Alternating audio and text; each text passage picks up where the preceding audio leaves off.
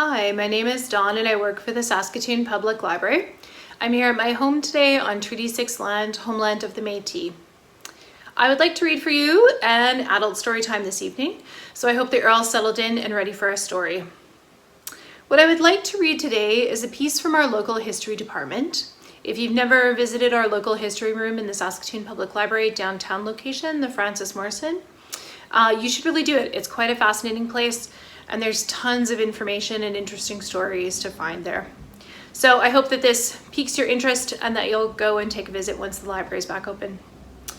This piece is about Saskatoon's first relief measures, and it was written about the city of Saskatoon from 1883 to 1884, and just details some experiences of the people living here experiencing their first winter.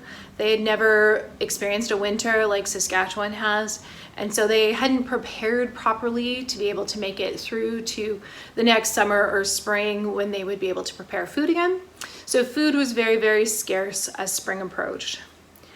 So there was a fellow who was living in Saskatoon named Mr. Jas Hamilton, and him and his son Robert had spent the winter in Prince Albert the preceding year, and so they sort of understood what it was going to be like, and they had set aside a lot of food, enough for their entire family.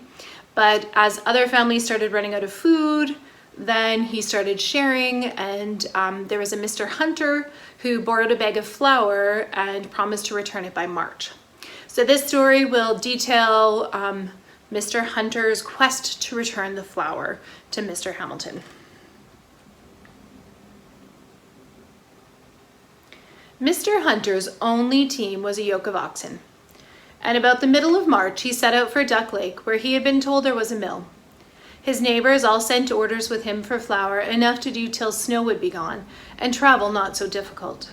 He left his wife and family of little girls, the eldest but 12 years, alone, thinking to be back in a week at most. The first 5 miles to the river over the prairie was made the first day, as snow was very deep and hard packed. The first night he stayed with 2 bachelors, Frank and Charlie Clark. Next day, traveling on the ice of the river where the snow was level and not so deep, he made better time and arrived at the home of Joseph and Robert Caswell, north of Clarkborough, for the night. Jos Caswell accompanied Mr. Hunter on his journey, and in due time they arrived at Duck Lake, where they found the old stone gristmill was out of repair. But it should be working in a few days if they could only wait. The only wheat to be got had been frozen that year, but after waiting 4 days, they were able to secure the necessary flour and start for home.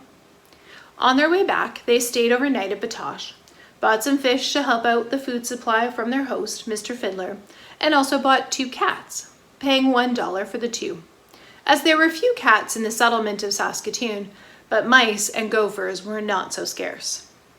Traveling on the river was not so bad, as the wooded bank on the south side relieved the eye strain. Just before leaving the river to go to Mr. Caswell's for the night, they noticed that water had gathered in some places along the sides of the river. The next morning early, March 24th, Mr. Hunter was ready to be on his way.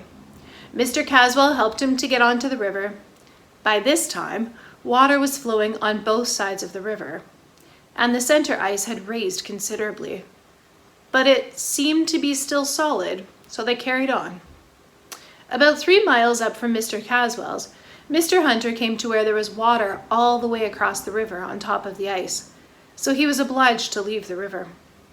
The high, steep bank there made it necessary to go back a mile to J.F. Clark's, where there was a road that enabled him to get off the river ice on the side nearest to his home.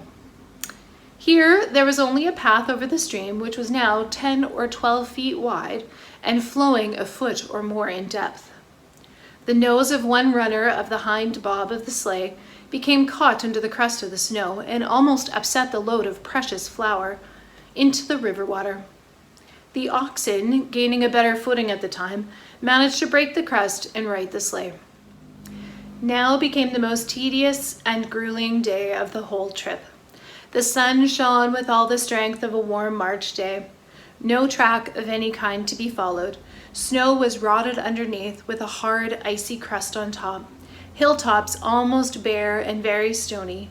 Hollows between full and deep. Many times Mr. Hunter was obliged to dig the snow away to enable the oxen to get out of deep places. At noon he stopped at a place where someone had begun to build a house. The 4 walls of logs stood on the top of a high bank of the river, and below he could see the sandbar where the water had turned him some hours earlier in the day. Within these log walls he laid the most of his load of flour, up all the ground so that it would not get damp. Thus, relieved of most of their load, Brisk and Lively became more like their names and moved more rapidly.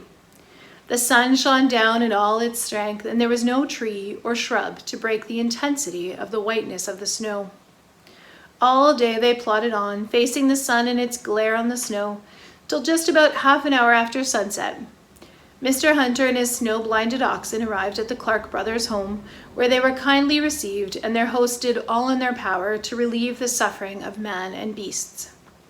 Mr. Hunter lay in bed, a poultice of cold tea over his fevered eyes and forehead, for an hour or more before he was able to partake in supper. The oxen stood in the stable moaning, their swollen eyeballs red and streaming, for a long time before they could partake of the fresh green hay before them. They must continue their way next day, for they were still 5 miles from home. So they made an early start, but it was 5 in the afternoon before they reached the place. Food was scarce. When Mr. Hunter had bought 80 pounds of oatmeal earlier in the winter, the storekeeper had only biscuits, beans, and barley for sale, until later when he found a bag of dried apples on the strings, and quantities of each was very limited indeed. When Mrs. Hunter had baked the last of the flour, she insisted that her husband have half of it in his lunchbox for the trip, but left but 3 loaves for her and the children until his return. "But there's potatoes too," she said. They had bought potatoes in the fall at $1.50 per bushel, and for a week before Mr. Hunter's return, this, with milk and butter, was their only food. When a week had passed away and a long day after another followed, sometimes stormy, sometimes bright and mild, and still no sight or sign of her husband's return, Mrs. Hunter became very anxious. There was no one to whom she could turn for cheer or encouragement. But with what patience she could command, and with many prayers for his safety, she waited. One day, one of the children ran into the house with the glad news, "Pa's coming!" Mrs. Hunter fervently thanked God and set out on foot to meet him. Though he was only a half-mile from home when she met him, the sleigh had got stuck again, and the oxen were suffering from snow blindness. So they unhitched them.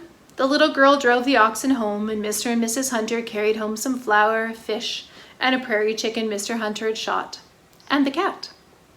A jolly supper of fish and pancakes made them all forget the trouble of the past week. The load of flour was recovered in a few days, and when there was some bare ground, the snow did not seem so glaring. Mr. Hamilton got his flour returned on March 31st, and Mr. Hunter was quite well pleased to have been able to keep his promise as well. The flour was very dark and sticky. Bread of it never rose, but ran over the sides of the pans, and still everyone who had it was very well satisfied with it after the slim diet. For hunger is a good appetizer. I'd like to read you one more of B.E. Anderson's stories this evening, and it's titled Bonner's Gift on a Bush Overnight. That gold dollars do not grow on bushes has often been averred, but a gold coin valued at about $20 hung on a bush by the side of a path to the river for at least 24 hours, right in the center of Saskatoon once upon a time. Here's the story. Roland Norris, who lived with his brother F.A. Lamond at Undercliff Farm, drove his team and buckboard to town to do his regular weekly shop. He visited at the home of his friends, Mr. and Mrs. R.J. Malloy, and had his dinner there. The house would now be located on 326 11th Street. After dinner, he and one of the Malloy's little boys led the horses to the river for water, and on the way back, Roland stepped aside to gather some of the beautiful roses that adorned that part of the city. In due time, he arrived at the home of his cousin, Mrs. George Barret, who had sent for $1 worth of sugar with him. And on looking under the cushion in the seat of his buckboard, he brought forth a torn paper bag and a bit of string. Humiliated, of course, By the loss, he apologized to Mrs. Bure, who noticed that the gold coin, which was worn as a charm on his watch chain, was missing. Very much depressed by his larger loss, he continued his way home, brooded over it all night, and early next day made his way to another neighbor and asked her to let one of her little girls go on horseback to take a letter to Mrs. Malloy. Of course she did so, without any knowledge of what was the reason of the trip, only to carry a letter that Mr. Norris considered important. On arriving at Mrs. Malloy's, she presented the letter to Mrs. Malloy, who read it through and then called in her boys, Eddie and Tommy, and read the letter to them. They ran off to the river, and on the way back found the coin and 3 links of watch chain still hanging on a bush by the roses. Roland Norris was well pleased to recover his coin, which he valued as a keepsake, and gave the little girl messenger a bright new 25-cent piece for her reward. Mr. Norris claimed that this coin was given to him by Rosa Bonheur when he stood for one of her models in a painting called The Roll Call. And after reading this story, I looked up Rosa Bonheur, and I wasn't able to find the piece called The Roll Call, but she was a very famous French painter. So if you have time, check that up. It's kind of really cool to Google. And if you can find The Roll Call, then definitely post a link below this story so I can read up on what that painting looked like and see if it actually existed. Have a great evening, everyone.